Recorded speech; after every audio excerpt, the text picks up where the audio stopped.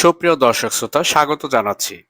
কল্পনা করুন, new York সিটির ঝলমলে আলো, বিশ্বের শক্তিশালী রাজনীতির কেন্দ্র, আর এই শহরের মেয়র এখন একজন মুসলিম। হ্যাঁ, তার নাম জোহরান মামদানি, এক তরুণ নেতা যিনি ইতিহাস বদলে দিয়েছেন। 2025 সালের নভেম্বর মাসে আমেরিকার এই প্রাণকেন্দ্র নিউ ইয়র্কে ঘটে এক অবিশ্বাস্য ঘটনা। আফ্রিকার উগান্ডায় জন্ম, ভারতীয় মায়ের সন্তান, মুসলিম পরিচয়ে বড় হওয়া এক তরুণ এখন বিশ্বের অন্যতম প্রভাবশালী শহরের মেয়র, যে শহরের প্রায় 25% নাগরিকই আবার ইহুদি। তারপরও কিভাবে একজন মুসলিম ওই শহরের মেয়র হলেন? এটা কেবল এক রাজনৈতিক বিজয় নয়, এটা নতুন প্রজন্মের জাগরণের গল্প।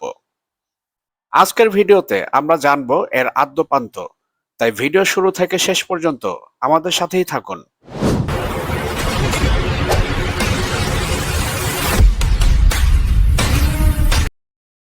জোহরান মামদানির জন্ম আফ্রিকার দেশ উগান্ডার রাজধানী কাম্পালায়। তার বাবা মাহমুদ মামদানি কলম্বিয়া বিশ্ববিদ্যালয়ের অধ্যাপক, আফ্রিকান রাজনীতি ও ইতিহাসে বিখ্যাত একজন চিন্তাবিদ।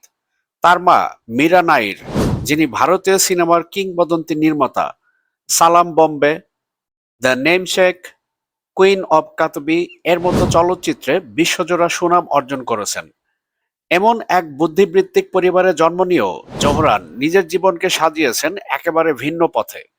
তিনি ছোটবেলাতেই নিউ ইয়র্কে চলে আসেন, বড় হন কুইন্স অঞ্চলে। সেখানকার বহুজাতিক অভিবাসী নিম্নবিত্ত মানুষের সঙ্গে মিশে তিনি বুঝতে পারেন শহরের বিলাসবহুল মুখোশের নিচে লুকিয়ে আছে হাজারো সংগ্রামের গল্প। জোহরান মামদানি রাজনীতিতে আসেন ক্ষমতার জন্য নয়, বরং মানুষের জন্য।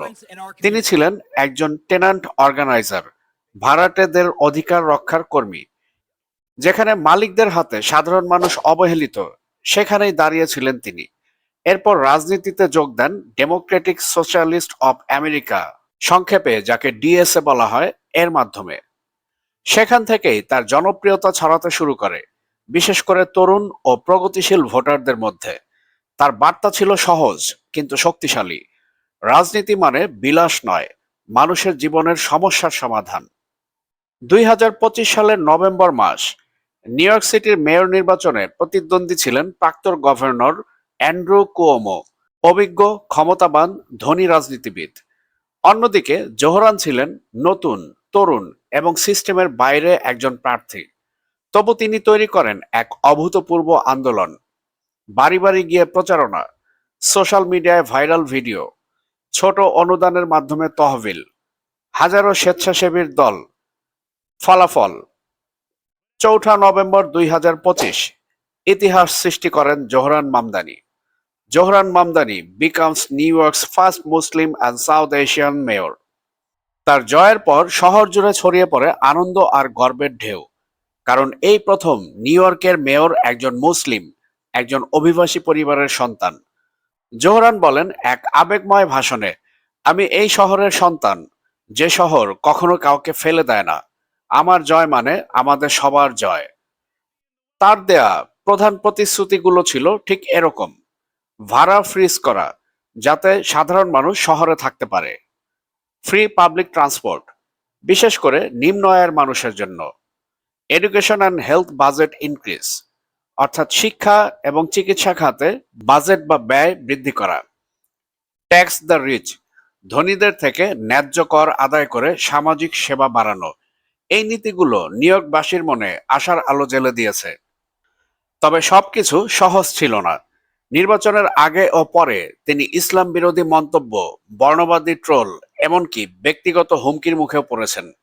কিন্তু জোহরান কখনো রাগ দেখাননি, বরং শান্তভাবে বলেছিলেন, "আমি মুসলিম, আমি দক্ষিণ এশীয়, কিন্তু তার থেকেও বেশি আমি একজন নিউ ইয়র্কার।"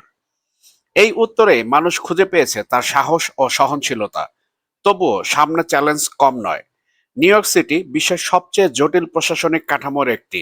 ভাড়া নিয়ন্ত্রণ, পরিবহন সংকট, বাজেট ঘাটতি, এসব মোকাবিলা করাই এখন তার আসল পরীক্ষা। সেই সাথে রয়েছে ফিলিস্তিনে অত্যাচারকারী ইহুদি জনগোষ্ঠী, যারা নিজের এক চুল এদিক ওদিক হলেই অন্যের জীবন নিতে পরোয়া করে না। বিশ্বজুড়ে প্রতিক্রিয়া ছিল দারুণ ইতিবাচক। লন্ডনের মেয়র সাদিক খান টুইট করেন, Johran's win is a victory for inclusion and hope. Congratulations, brother. Bharat, Bangladesh, Pakistan, দক্ষিণ এশিয়ার সংবাদ মাধ্যমগুলোতেও শিরোনাম হয় এই খবর। অনেকেই বলেন এটা প্রমাণ করলো যে মুসলিম বা অভিবাসী পরিচয় রাজনৈতিক সাফল্যের বাধা নয়। বাংলাদেশের তরুণ প্রজন্মের জন্য জোহরান মামদানির গল্প এক বড় শিক্ষা। এখানেও মানুষ চায় এমন রাজনীতি যা বইয়ের তত্ত্ব নয়, বাস্তব জীবনের পরিবর্তন আনে। প্রথম শিক্ষা, প্রতিনিধিত্ব করা জরুরি। সংখ্যালঘু, তরুণ, নারী সবাইকে রাজনীতিতে সুযোগ দিতে হবে। দ্বিতীয় শিক্ষা, সোশ্যাল মিডিয়া এখন রাজনৈতিক অস্ত্র, সেটাকে ইতিবাচকভাবে ব্যবহার করতে হবে।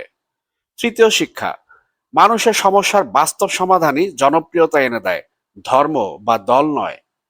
জোহরান মামদানির জয় একটাই বার্তা দেয়, রাজনীতি মানে মানুষের জন্য কাজ করা, আর সততার সঙ্গে নেতৃত্ব দিলে বিশ্বাস ফিরিয়ে আনা যায়। একজন উগান্ডা জন্ম মুসলিম ছেলে আজ নিউ ইয়র্কের মেয়র। এই গল্প প্রমাণ করে dreams don't belong to one nation, they belong to those who dare to fight for them. বন্ধুগণ, আমাদের ভিডিও ভালো লাগলে অবশ্যই লাইক, কমেন্ট ও শেয়ার করবেন। আর আমাদের চ্যানেল সাবস্ক্রাইব করে all bell icon notification on করে আমাদের সাথেই থাকবেন। ভিডিও আজকে আর দীর্ঘায়িত করছি না। সবাই ভালো থাকবেন, সুস্থ থাকবেন। কথা হবে পরবর্তী ভিডিওতে। আল্লাহ হাফেজ।